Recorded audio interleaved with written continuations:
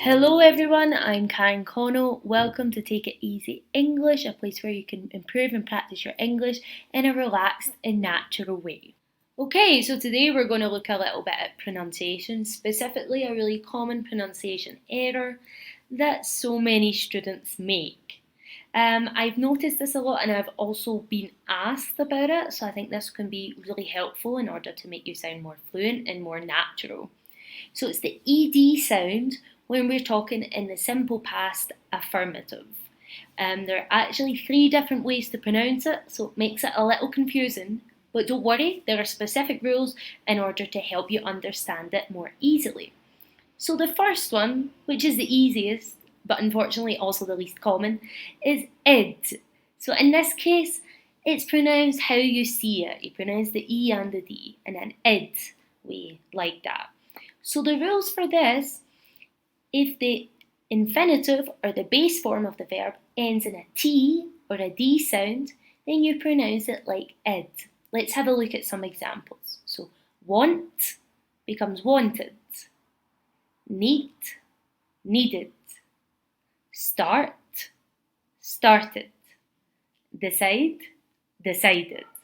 Of course, if you look at the base form of decide, it ends in an E, but the sound is a D, decide, okay? So it's the sound that we're focusing on.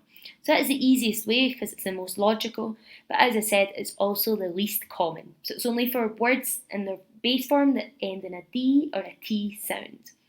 Okay, the second way to pronounce it is a T, okay, but without the E vowel sound, okay? So the words that end in their base form in a P, K, F, S, sh or ch sounds, we pronounce it with a T. Let's look at some examples. So kiss, kissed. So you can hear that T, kissed. Okay, ask, asked. Stop, stopped. Watch, watched. Wash, washed. Laugh, laughed. Again, if you look at the word laugh, it ends in a GH, but it's an F sound, so it has laughed with the T. And again, the most important thing is not to pronounce the E.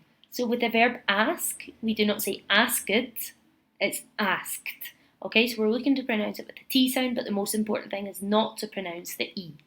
Okay, and the third one is the D sound. Okay, and this is the most common.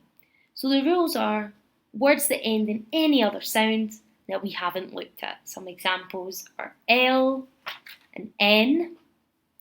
So let's look at some examples. Close, closed.